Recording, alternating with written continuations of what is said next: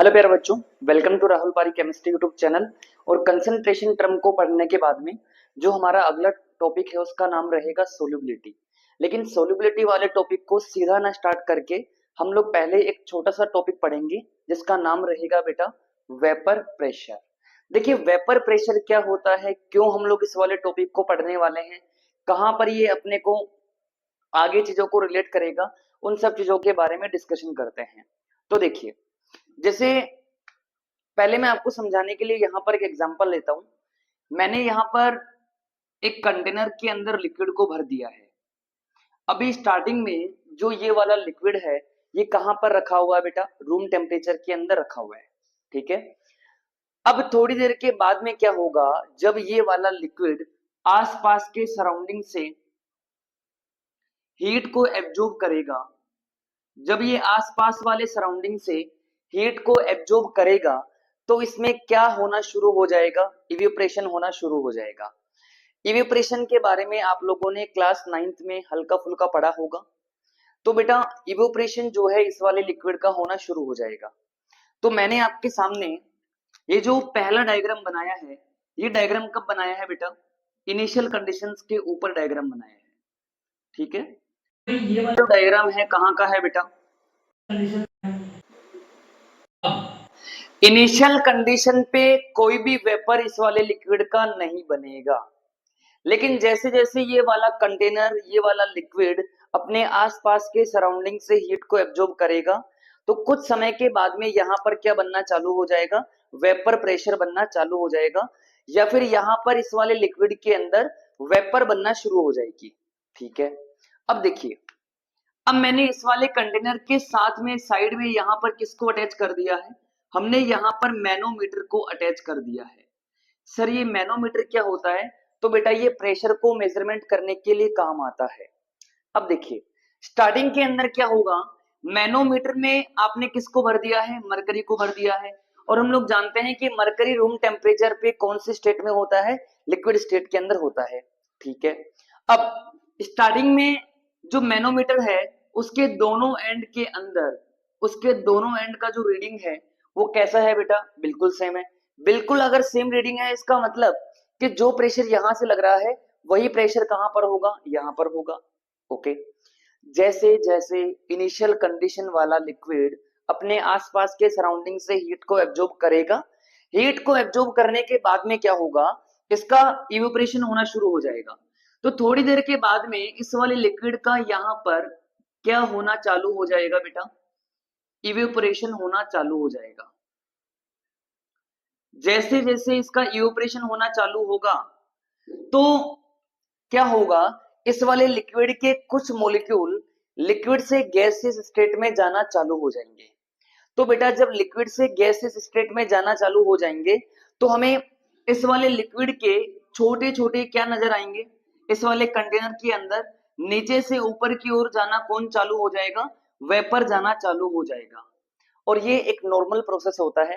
जैसे मान लीजिए आपने कपड़ों को धूप में सुखाया है तो थोड़ी देर के बाद में कपड़ों के अंदर जो पानी होता है उसका इवेपोरेशन हो जाता है, और इवेपोरेशन होने से वो पानी भाप बन करके बाहर उड़ जाता है। उसी तरीके से नॉर्मल कंडीशंस में, इनिशियल कंडीशन में जो हमने यहाँ पर कंटेनर लिया है उस वाले कंटेनर का पहले कोई भी यहाँ पर वेपर प्रेजेंट नहीं होगा, लेकिन जैसे जैसे ये अपने आसपास वाले इन्वायरमेंट से टेम्परेचर को एब्जॉर्ब करेगा तो इसका इवेपोरेशन होना चालू हो जाएगा। जैसे जैसे इसका इवेपोरेशन होना चालू हो जाएगा तो बेटा आपको यहाँ पर बहुत सारी वेपर्स नजर आने शुरू हो जाएगी। जैसे आपको यहाँ पर बहुत सारी वेपर्स नजर आना शुरू हो जाएगी तो ये वाली वेपर यहाँ से गैस बन के कहाँ पर आना चालू कर देगी बेटा? इस वाले मैनोमीटर के अंदर आना चालू कर देगी। अब जैसे ही मैनोमीटर के अंदर वेपर आना शुरू हो गई तो अब क्या होगा, ये वाला जो वेपर है, ये वाला जो वेपर होगा, ये वाला वेपर क्या करेगा? इस वाले मरकरी के ऊपर एक प्रेशर लगाएगा। जब मैनोमीटर के अंदर जो मरकरी है उसके ऊपर प्रेशर लगाएगा, ये प्रेशर यहाँ पर कौन लगाएगा? वेपर लगाएगा। तो जब ये वाला वेपर यहाँ पर प्रेशर लगाएगा तो प्रेशर लगाने पर क्या होगा बेटा? ये गैस इस वाले मरकरी को नीचे लेकर के जाएगी। जब इस वाले मरकरी को नीचे लेकर के जाएगी तो Hg का जो लेवल है पहले कहां पर था? इसके बिल्कुल बराबर लेवल पर था। लेकिन जैसे जैसे यहाँ पर वेपर बनना चालू होगी तो बेटा ये वाला जो मरकरी का लेवल है वो थोड़ी देर के बाद में आप देखेंगे कि पहले यहां पर था, थोड़ी देर के बाद में इसका जो लेवल होगा ना वो बेटा क्या हो जाएगा, थोड़ा सा लेवल कम हो जाएगा। जैसे लेवल कम होगा तो हम लोग यहाँ पर क्या समझेंगे कि यहाँ पर क्या बनना चालू हो चुका है, वेपर बनना चालू हो चुका है। तो जैसे यहाँ पर वेपर बनना चालू हो जाएगा तो बेटा मरकरी का लेवल क्या हो जाएगा, कम हो जाएगा। जैसे ही मरकरी का लेवल कम हो जाएगा तो हम लोग क्या देखेंगे कि भाई Hg का लेवल पहले वाले से कम हो जाएगा। अब अगर लेवल यहां पर कम हुआ है तो धीरे धीरे ये वाला मरकरी यहां से कहां पर चढ़ना चालू हो जाएगा, ऊपर चढ़ना चालू हो जाएगा। इसका मतलब कि मैनोमीटर में जब भी किसी गैस का इवेपोरेशन होता है तो बेटा Hg का लेवल बढ़ना चालू होता है। मतलब कि पहले Hg जो है वो यहां पर था, थोड़ी देर के बाद में Hg जो है अपने इस वाले लेवल से ऊपर होना चालू हो जाएगा। इसके पीछे का कारण क्या है, इसके पीछे का कारण है इवेपोरेशन। ठीक है, अब थोड़ी देर के बाद में क्या होगा बेटा कि जैसे यहां पर बहुत ज्यादा वेपर बन जाएगी ना, जैसे यहां पर बहुत ज्यादा वेपर बन जाएगी तो इन वेपर में क्या होगा, पार्टिकल्स आपस में टकराएंगे। जैसे ही पार्टिकल्स आपस में टकराएंगे तो वहां पर क्या करेंगे, एनर्जी को लॉस करेंगे। जैसे ही पार्टिकल एनर्जी का लॉस करेंगे तो पार्टिकल अब धीरे धीरे वापस से कौन से स्टेट में आना चालू हो जाएंगे, लिक्विड स्टेट में आना चालू हो जाएंगे। ठीक है, जब बहुत सारे पार्टिकल यहां पर हो जाएंगे तो बेटा क्या होगा, कुछ समय के बाद में ये पार्टिकल्स आपस में कोलिजन करेंगे। आपस में कोलिजन करने से इनके अंदर एनर्जी का लॉस होगा और जैसे एनर्जी का लॉस होगा तो ये पार्टिकल अभी मान लीजिए बिल्कुल वेपर स्टेट के अंदर है, जब इनमें आपस में कोलिजन होगा तो पार्टिकल अपनी एनर्जी को लॉस करेगा और ये पार्टिकल तुरंत कहां पर आ जाएगा, लिक्विड स्टेट के अंदर वापस से आ जाएगा। और इसी प्रोसेस को क्या कहा जाता है, कंडेंसेशन कहा जाता है। ठीक है, तो बेटा यहां पर मैंने आपको समझाया था इवेपोरेशन के बारे में। यहां पर क्या हो रहा है, इवेपोरेशन हो रहा है। ओके, क्या यहां पर भी इवेपोरेशन होगा क्या, बिल्कुल होगा। धीरे धीरे इस वाले लिक्विड के अंदर से वेपर बनना चालू हो जाएगी, लेकिन कुछ समय के बाद में जब वेपर का अमाउंट ज्यादा हो जाएगा तो पार्टिकल आपस में कोलिजन करेंगे और कोलिजन करके जो पार्टिकल्स है ये वापस से क्या बनना चालू कर देंगे बेटा, लिक्विड बनाना चालू कर देंगे। और इसी प्रोसेस को क्या कहा जाता है, कंडेंसेशन कहा जाता है। ठीक है, तो ये लीजिए बेटा, मैंने यहां पर लिख दिया है कंडेंसेशन। अब यहां पर क्या हो रहा है, कंडेंसेशन हो रहा है।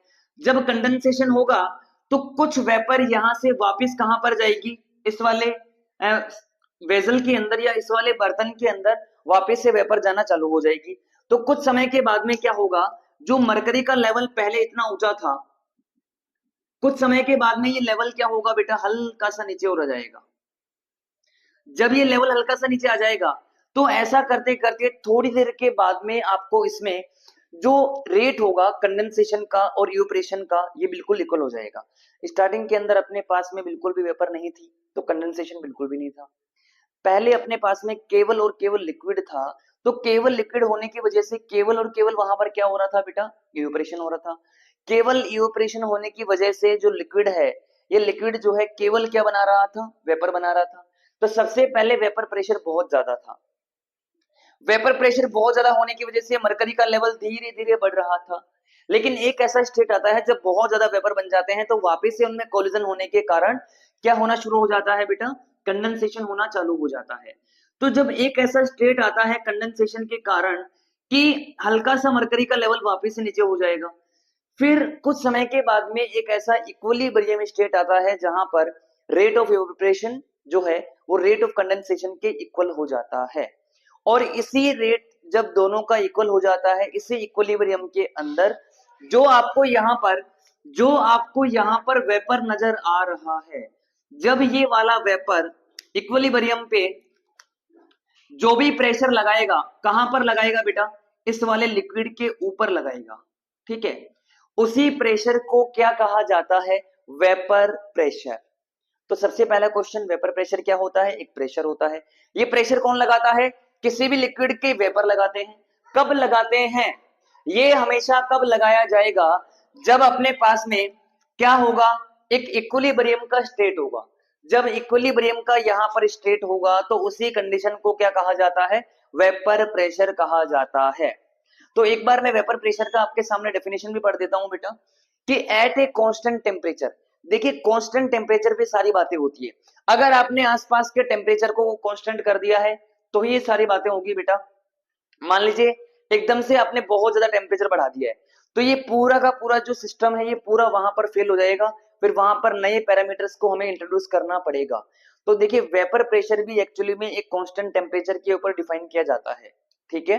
तो किसी भी कांस्टेंट टेम्परेचर पे जो प्रेशर कौन लगाता है, किसी भी लिक्विड के वेपर लगाते हैं, उसी प्रेशर को क्या कहा जाता है, वेपर प्रेशर कहा जाता है। ये प्रेशर कहां पर लगेगा, तो बेटा ये वाला प्रेशर उस वाले लिक्विड के सरफेस के ऊपर लगेगा। तो बेटा पहली बात प्रेशर कौन लगाएगा, वेपर लगाएंगे। किस पर लगाएंगे, लिक्विड के सरफेस पे लगाएंगे।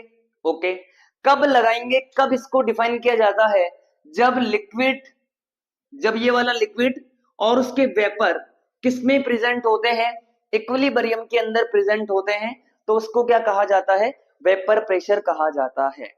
तो बेटा हमने अभी तक जो चीजें डिस्कस की है उन्हीं को मैं आपको हल्का फुल्का थ्योरी की फॉर्म में लिखवा देता हूं, ठीक है। देखिए एट इनिशियली, इनिशियली जो है वो क्या रहेगा बेटा, एट इनिशियली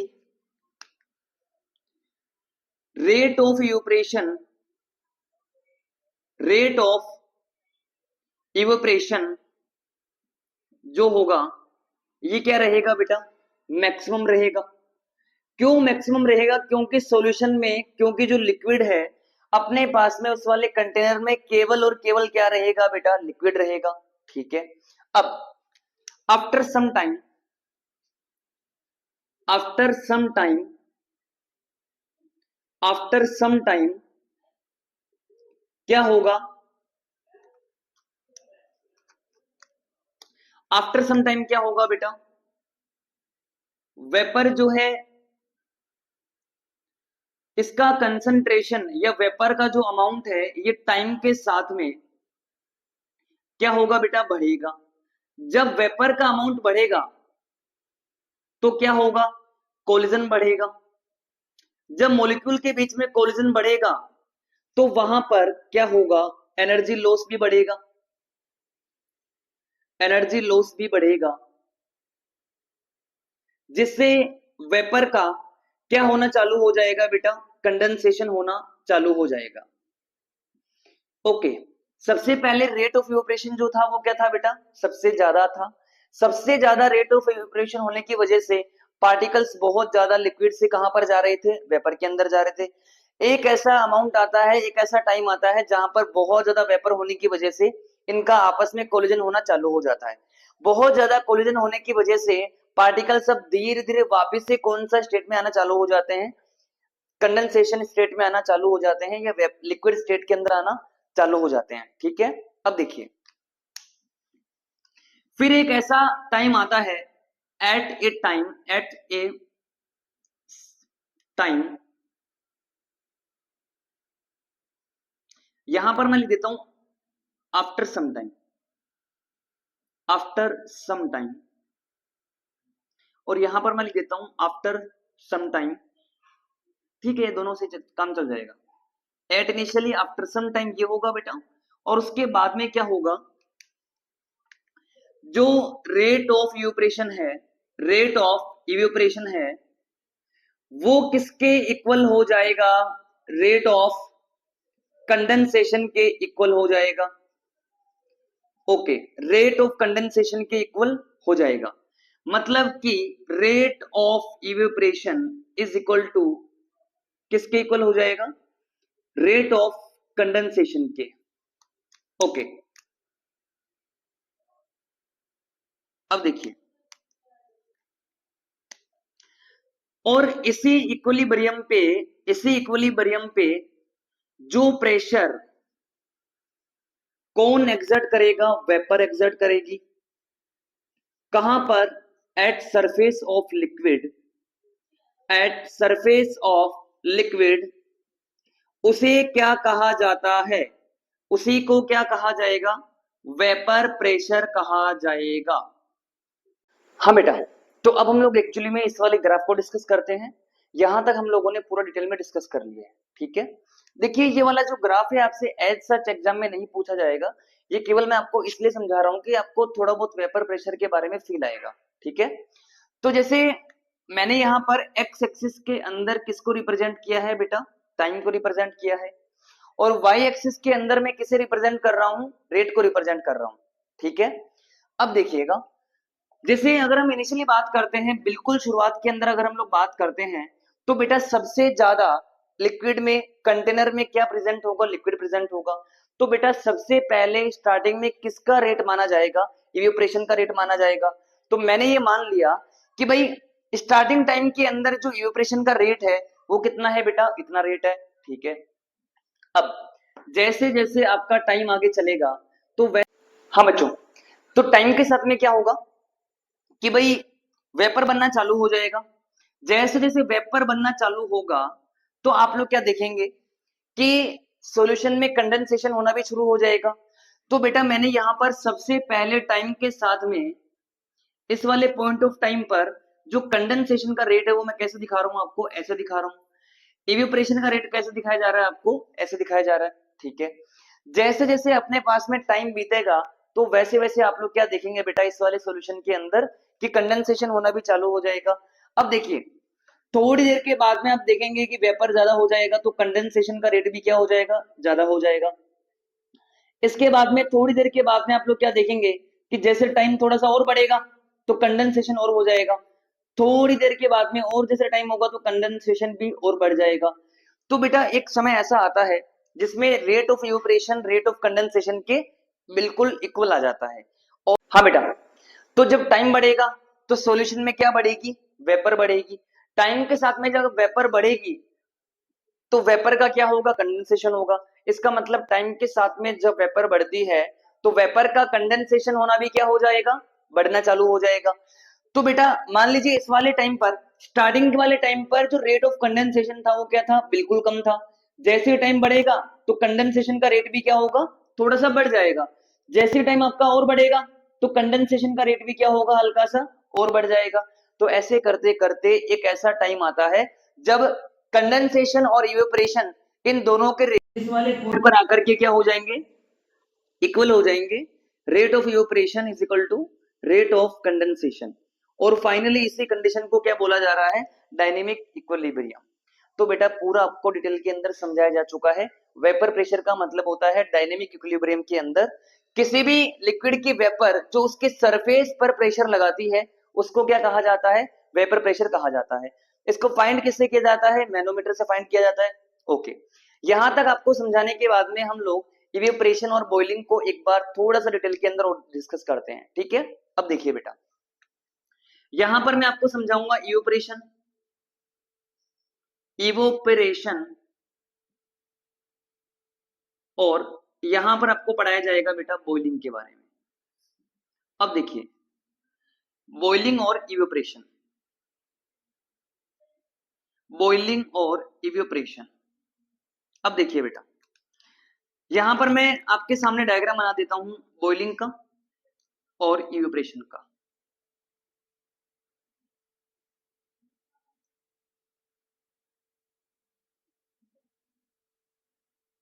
अच्छा, पहला पॉइंट देखिए, इवेपोरेशन में भी क्या होता है, इवेपोरेशन के अंदर भी क्या होता है बेटा, कोई भी लिक्विड अपने लिक्विड स्टेट से कहां पर जाता है, गैसियस स्टेट के अंदर जाता है। तो लिक्विड स्टेट से ये कहां पर जाएगा, गैसियस स्टेट के अंदर जाएगा। बॉइलिंग में भी क्या होगा, लिक्विड स्टेट से कहां पर जाएगा बेटा, गैसियस स्टेट के अंदर जाएगा। ओके, सेकंड पॉइंट देखिएगा, इवेपोरेशन के अंदर भी आपको हल्का फुल्का हीट देना पड़ता है, बॉइलिंग के अंदर भी आपको क्या देना पड़ता है बेटा, हीट देना पड़ता है। इसका मतलब दोनों प्रोसेस ही कैसे होंगे, एंडोथर्मिक होंगे या फिर एक्सोथर्मिक होंगे। तो दोनों प्रोसेस ही कैसे होंगे, एंडोथर्मिक होंगे, ठीक है। तो इवेपोरेशन भी यहां पर क्या हो जाएगा, एंडोथर्मिक हो जाएगा, और बॉइलिंग भी कैसा हो जाएगा, यहां पर एक्सोथर्मिक हो जाएगा। ओके, अब इसके बाद में तीसरा पॉइंट देखिएगा, भाई आप देखिए इवेपोरेशन में ये आपको यहाँ पर धीरे धीरे क्या नजर आ रही है, इवेपोरेशन में वेपर नजर आ रही है, और यहाँ पर आपको क्या नजर आ रहा है बेटा, बॉइलिंग नजर आ रहा है। ओके, देखिए इवेपोरेशन जो होता है ना वो किसी भी टेम्परेचर पे हो सकता है। जैसे आपके कपड़ों को जब आप लोग धूप में सुखाते हो ना, तो बेटा वहां पर ऐसा कोई जरूरी नहीं होता है कि कपड़ों को आप 100 डिग्री सेल्सियस वाले किसी टेम्परेचर वाले रूम में सुखाते हैं। आप उसे इन्वायरमेंट के अंदर ही सुखाते हैं, और इन्वायरमेंट का टेम्परेचर जनरली 25-26 डिग्री होता है। लेकिन क्या वहां पर भी 25-26 डिग्री सेल्सियस पे जो कपड़ों के अंदर लिक्विड है, क्या गैसेस स्टेट के अंदर जा रहा है? क्या बिल्कुल जा रहा है। तो बेटा आपको ध्यान रखना है इवेपोरेशन जो होता है ना वो हमेशा किसी भी टेम्परेचर पे हो सकता है। तो एट एनी टेम्परेचर, ये तो किसी भी टेम्परेचर पे हो सकता है, लेकिन जो बॉइलिंग होता है ये हमेशा फिक्स टेम्परेचर पे होता है। किसी भी चीज का बॉइलिंग जो होगा ये हमेशा कहां पर होता है बेटा? फिक्स टेम्परेचर पे होता है। और उस वाले फिक्स टेम्परेचर को क्या कहा जाता है? बॉइलिंग पॉइंट कहा जाता है। फोर्थ पॉइंट देखिए, जैसे इवेपोरेशन जो होता है ना वो हमेशा कहां पर होता है? ओनली एट सरफेस, केवल और केवल लिक्विड के सरफेस पर होगा। कभी भी सॉल्यूशन के या फिर किसी भी लिक्विड के इंटरनल पाथ के अंदर, इंटरनल लिक्विड के अंदर कभी भी इवेपोरेशन नहीं होता है। केवल सरफेस वाले मॉलिक्यूल ही इस वाले प्रोसेस में पार्टिसिपेट करते हैं। ठीक है। जबकि बॉइलिंग जो होगा, जबकि बॉइलिंग जो होगा वो कहां पर होगा बेटा? एट एंटायर लिक्विड, मतलब पूरे लिक्विड के अंदर। तो ये कहां पर होगा? In entire liquid, in entire liquid. अब देखिए बेटा पांचवा डिफरेंस यहां पर क्या होता है? क्या कभी भी आपको इवेपोरेशन के अंदर बबल्स देखने को मिलते हैं? क्या नहीं मिलते। जबकि बॉइलिंग के अंदर हमें क्या देखने को मिलते हैं? बबल्स देखने को मिलते हैं। ठीक है। तो फोर्थ फिफ्थ पॉइंट मैं यहां पर लिख देता हूं, no bubbles are, no bubbles are, no bubbles are seen. और यहां पर मैं लिख देता हूं बेटा bubbles are seen, bubbles are seen. अच्छा, छठा पॉइंट देखिए बेटा, वेपर प्रेशर जो होगा ये हमेशा एटमॉस्फेरिक प्रेशर से क्या रहेगा? इवेपोरेशन में कम रहेगा। जबकि बॉइलिंग के अंदर जो वेपर प्रेशर होगा ये एटमॉस्फेरिक प्रेशर से क्या हो जाएगा? ज्यादा हो जाएगा। ठीक है। अब देखिए बेटा इवेपोरेशन कैसा प्रोसेस होता है? एक स्लो प्रोसेस होता है। जबकि जबकि बॉइलिंग कैसा प्रोसेस होता है? एक फास्ट प्रोसेस होता है। ठीक है। तो मैं ये भी यहां पर लिख देता हूं, ये कैसा प्रोसेस रहेगा बेटा? स्लो रहेगा। और ये वाला प्रोसेस यहां पर कैसा रहेगा? फास्ट रहेगा। तो आज वाली वेपर प्रेशर को डिटेल में डिस्कस करने के बाद में अब हम लोगों का जो अगला टॉपिक रहेगा वो रहेगा बेटा फैक्टर अफेक्टिंग वेपर प्रेशर। मतलब कि वेपर प्रेशर को ऐसे कौन से फैक्टर होते हैं जो इफेक्ट करते हैं, हम लोग उन्हें डिटेल में डिस्कस करेंगे। ठीक है। अब देखिए बेटा, तो पहला फैक्टर यहां पर आता है नेचर ऑफ लिक्विड, मतलब कि जो लिक्विड है उसका नेचर कैसा है। देखिए आपको एक बात ध्यान रखनी है, जब भी हम लोग बोलते हैं नेचर ऑफ लिक्विड के बारे में, इसका मतलब कि हम लोग उस वाले लिक्विड के अंदर वाले जो इंटरमोलिकुलर फोर्स ऑफ अट्रैक्शन होते हैं उसके बारे में बात करते हैं। क्योंकि नेचर का मतलब होता है कि उस पार्टिकल में, उस वाले लिक्विड में कैसे टाइप के पार्टिकल है। जैसे टाइप के पार्टिकल होंगे उसी तरीके से उनका इंटरमोलिकुलर फोर्स ऑफ अट्रैक्शन जो होगा वो डिपेंड करेगा। ठीक है। अब देखिए बेटा, अगर हम बात करते हैं वेपर प्रेशर के बारे में, तो मान लीजिए ये अपने पास में कोई कंटेनर है।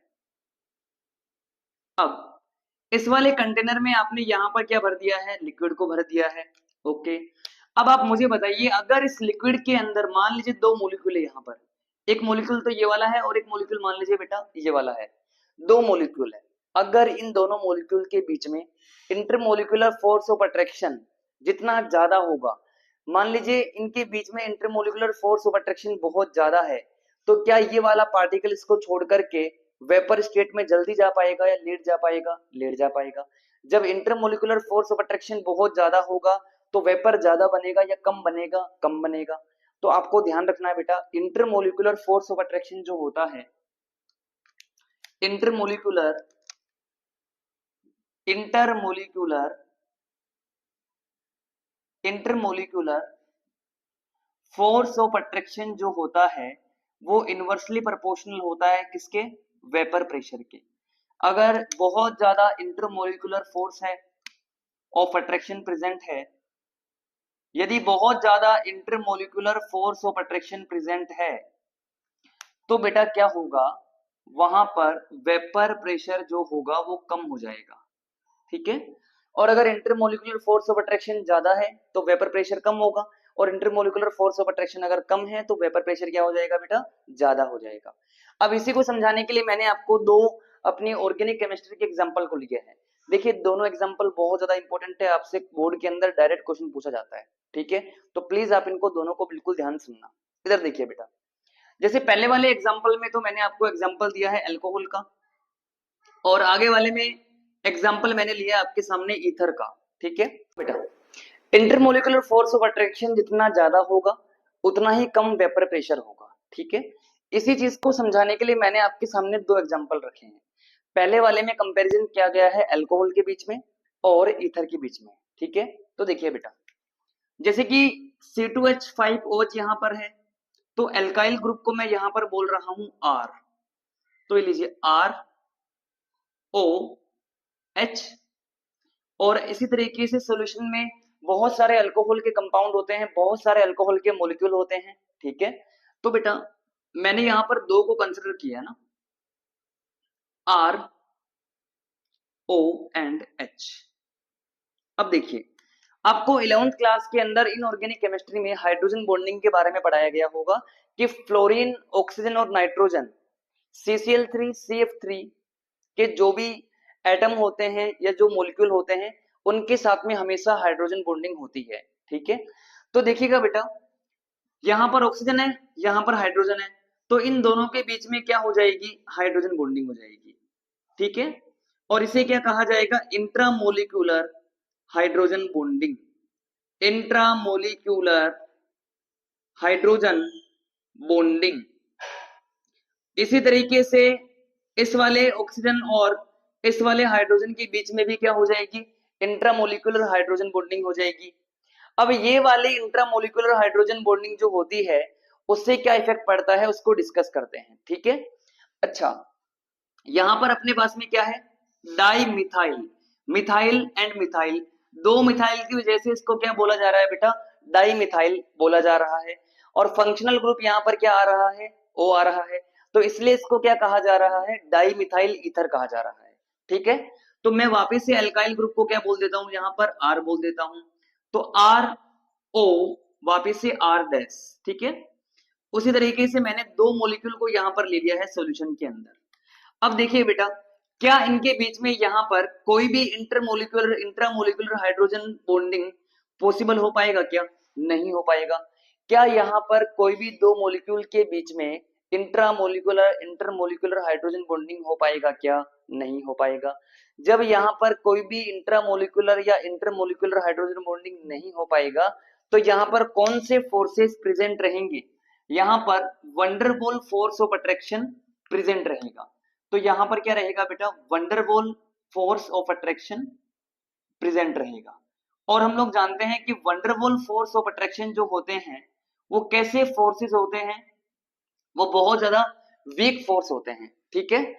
तो अल्कोहल के अंदर हमें क्या देखने को मिल रहा है, इंटरमोलिकुलर इंट्रामोलिकुलर हाइड्रोजन बॉन्डिंग अपने को देखने को मिल रही है, जबकि इस वाले डाइमिथाइल ईथर में अपने को क्या देखने को मिल रहा है बेटा, वंडरबॉल फोर्स ऑफ अट्रैक्शन देखने को मिल रहा है। ज्यादा इन दोनों के कंपैरेटिवली कौन सा फोर्स स्ट्रॉन्ग होता है, हाइड्रोजन बॉन्डिंग स्ट्रॉन्ग रहेगा। जब यहां पर हाइड्रोजन बॉन्डिंग ज्यादा स्ट्रॉन्ग रहेगा तो बेटा अगर वंडरबॉल फोर्स ऑफ अट्रैक्शन के मुकाबले हाइड्रोजन बॉन्डिंग ज्यादा स्ट्रॉन्ग है, यदि इसमें फोर्स ऑफ अट्रैक्शन ये वाला स्ट्रॉन्ग है, तो वेपर प्रेशर किसका कम होगा, इसके मॉलिक्यूल जो है आपस में टाइटली एक दूसरे के साथ में कनेक्टेड रहेंगे तो उनका वेपर कम बनेगा। जिसका वेपर कम बनेगा तो बेटा यहाँ पर वेपर ज्यादा किसका बनेगा, डाई मिथाइल ईथर का ज्यादा वेपर बनेगा। क्यों ज्यादा वेपर बनेगा, क्योंकि यहाँ पर अपने पास में क्या प्रेजेंट है, अपने पास में यहाँ पर क्या प्रेजेंट है, वंडरबॉल फोर्स ऑफ अट्रैक्शन प्रेजेंट है। फोर्स जितना ज्यादा कमजोर होगा उतना ही ज्यादा उसका क्या बनेगा, वेपर बनेगा, ठीक है। अच्छा, आप यहाँ पर इंटरमोलिकुलर की जगह पर इंटर कर लेना, ठीक है बेटा, intermolecular intermolecular force of attraction, ठीक है। अब देखिए बेटा आगे,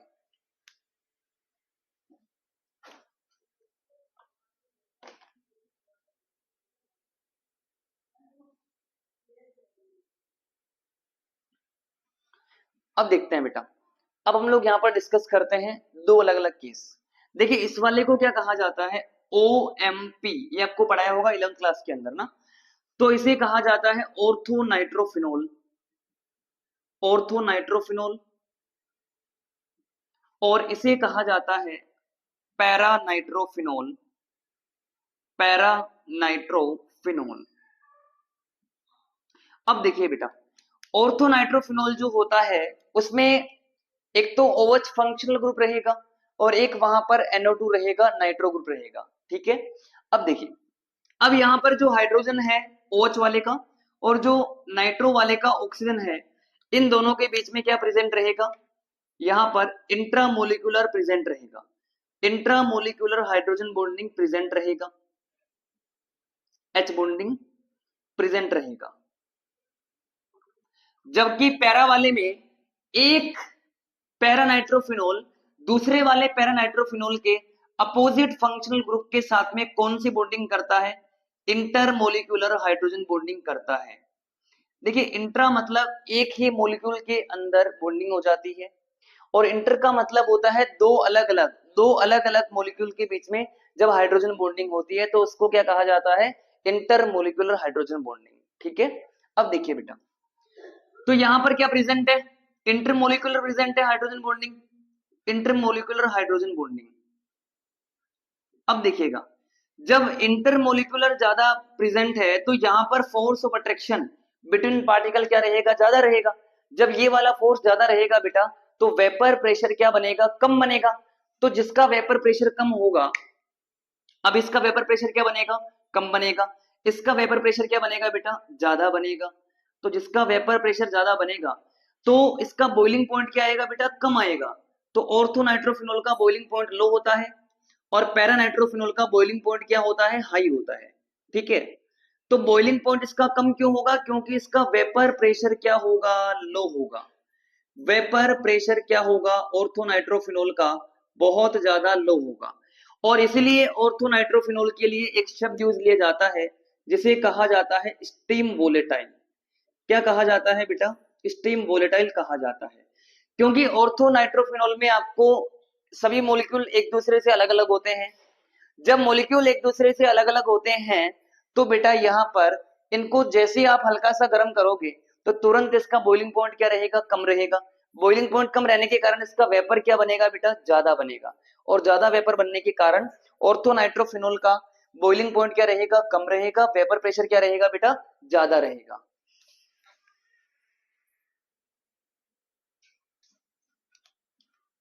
अब अगला जो अपना फैक्टर आता है बेटा वो आता है टेम्परेचर, ठीक है। टेम्परेचर को डिस्कस करते हैं। तो देखिए, जब टेम्परेचर आप बढ़ाएंगे ना, जब किसी भी लिक्विड का टेम्परेचर बढ़ाया जाएगा तो पार्टिकल्स का फोर्स ऑफ अट्रैक्शन, पार्टिकल्स का जो काइनेटिक एनर्जी होगा वो क्या हो जाएगा बेटा, इंक्रीज हो जाएगा। जैसे पार्टिकल्स का काइनेटिक एनर्जी इंक्रीज हो जाएगा तो पार्टिकल्स का, पहले मान लीजिए काइनेटिक एनर्जी बहुत कम था तो पार्टिकल्स जो है बिल्कुल पास पास थे, तो उनके बीच में फोर्स ऑफ अट्रैक्शन क्या था, ज्यादा था। लेकिन जैसे ही पार्टिकल्स का आपने टेम्परेचर बढ़ाया तो इनका काइनेटिक एनर्जी क्या हो गया, बढ़ गया। जैसे ही पार्टिकल का काइनेटिक एनर्जी बढ़ गया तो पार्टिकल क्या होंगे, दूर दूर जाएंगे, तो उनके बीच का फोर्स ऑफ अट्रैक्शन क्या हो जाएगा, कम हो जाएगा, ठीक है। तो बेटा पार्टिकल्स का काइनेटिक एनर्जी बढ़ने से इनका जो फोर्स ऑफ अट्रैक्शन होगा ये क्या हो जाएगा, कम हो जाएगा। जैसे ही फोर्स ऑफ अट्रैक्शन कम हो जाएगा तो पार्टिकल्स का वेपर प्रेशर क्या होगा बेटा, बढ़ जाएगा, ठीक है। तो टोटल मिलाकर के टेम्परेचर को बढ़ाने पर वेपर प्रेशर जो होता है ये भी क्या हो जाता है, बढ़ जाता है, ठीक है। अब तीसरा फैक्टर जो अपना आता है उसको कहा जाता है बॉइलिंग पॉइंट। बॉइलिंग पॉइंट मतलब जिसका बॉइलिंग पॉइंट ज्यादा होगा उसका वेपर प्रेशर क्या रहेगा, हमेशा कम रहेगा। जिसका बॉइलिंग पॉइंट ज्यादा होगा उसका वेपर प्रेशर क्या रहेगा बेटा, कम रहेगा। जैसे आपने मान लीजिए कोई दो मटेरियल है, एक को गर्म करने पर आपको बहुत ज्यादा टाइम लग रहा है तो उसका वेपर क्या बनेगा, धीरे बनेगा। जिसका वेपर धीरे बनेगा उसका वेपर प्रेशर भी क्या होगा, धीरे होगा। तो आपको ध्यान रखना है, जिसका वेपर प्रेशर ज्यादा होता है उसका बॉइलिंग पॉइंट कम होता है, जिसका वेपर प्रेशर कम होता है उसका बॉइलिंग पॉइंट ज्यादा होता है, ठीक है बेटा। अब देखिए, अब एक आपको क्वेश्चन दिया गया जिसमें चार अलग अलग आपको लिक्विड्स दिए गए, ए बी सी और डी। उन चारों के बॉइलिंग पॉइंट हमें क्वेश्चन में दिए गए हैं। हमें यहाँ पर उसका कौन सा ऑर्डर बनाना है, हमें वहां पर उसका वेपर प्रेशर का ऑर्डर बनाना है। अब हम लोग जानते हैं जिसका वेपर प्रेशर ज्यादा होता है उसका बॉइलिंग पॉइंट क्या होता है, कम होता है, ठीक है। तो देखिए बेटा, सबसे ज्यादा वेपर प्रेशर किसका होगा, जिसका बॉइलिंग पॉइंट क्या रहेगा, कम रहेगा। तो सबसे कम बॉइलिंग पॉइंट किसका है, सी वाले का है, तो उसका वेपर प्रेशर क्या हो जाएगा, सबसे ज्यादा हो जाएगा। सी के बाद में क्या आ रहा है, डी वाला आ रहा है, तो ये लीजिए बेटा डी वाला। डी के बाद में क्या आएगा, बी, और उसके बाद में क्या आ जाएगा, ए आ जाएगा, ठीक है। तो ऐसा कुछ करने के बाद में बहुत आसान कॉन्सेप्ट है, वेपर प्रेशर किसको कहा जाता है, ये आपको मैंने पूरा का पूरा डिटेल में समझा दिया है। वेपर प्रेशर को इफेक्ट करने वाले कितने फैक्टर होते हैं, 3 फैक्टर होते हैं। पहले वाले को कहा जाता है नेचर ऑफ लिक्विड। अगर नेचर ऑफ लिक्विड में इंटरमोलिकुलर फोर्स ऑफ अट्रैक्शन बहुत ज्यादा है, तो ज्यादा फोर्स ऑफ अट्रैक्शन की वजह से आपको वहां पर वेपर प्रेशर क्या मानना होता है बेटा, कम मानना होता है। ये समझाने के लिए मैंने आपको 2 एग्जांपल यहाँ समझाए हैं। एक तो मैंने आपको अल्कोहल के बीच में और डाइमिथाइल ईथर के बीच में समझाया है। ज्यादा बॉइलिंग पॉइंट किसका होगा, ज्यादा बॉइलिंग पॉइंट यहाँ पर किसका रहेगा बेटा, अल्कोहल का बॉइलिंग पॉइंट क्या रहेगा, ज्यादा रहेगा। और डाइमिथाइल ईथर का जो बॉइलिंग पॉइंट होगा वो क्या रहेगा बेटा, कम रहेगा। वेपर प्रेशर यहाँ पर ज्यादा किसका होगा, डाइमिथाइल ईथर का होगा। सर यहाँ पर ज्यादा वेपर प्रेशर क्यों होगा, क्योंकि इनके बीच में केवल और केवल van der Waals force of attraction present होते हैं, ठीक है। बाद में ऑर्थोनाइट्रोफिनॉल और पैरानाइट्रोफिनॉल। ऑर्थोनाइट्रोफिनॉल में कौन सा बॉन्डिंग होता है, ऑर्थोनाइट्रोफिनॉल के अंदर आपको इंटर मोलिकुलर हाइड्रोजन बॉन्डिंग देखने को मिलता है, सॉरी इंट्रा। और पैरानाइट्रोफिनॉल के अंदर आपको इंटर मोलिकुलर हाइड्रोजन बॉन्डिंग देखने को मिलता है। तो जब यहाँ पर दो अलग अलग मॉलिक्यूल एक दूसरे के साथ में आपस में हाइड्रोजन बॉन्डिंग से कनेक्ट रहेंगे, तो इसका वेपर प्रेशर क्या होगा बेटा, कम होगा। इसका वेपर प्रेशर क्या रहेगा, ज्यादा होगा। ये ऑर्गेनिक केमिस्ट्री में आपसे बोर्ड एग्जाम में सवाल भी पूछा जाता है, ठीक है। सेकंड फैक्टर यहाँ पर रहेगा टेम्परेचर। टेम्परेचर अगर ज्यादा होगा तो वेपर प्रेशर भी क्या होगा बेटा, ज्यादा होगा। तीसरा यहाँ पर आता है बॉइलिंग पॉइंट।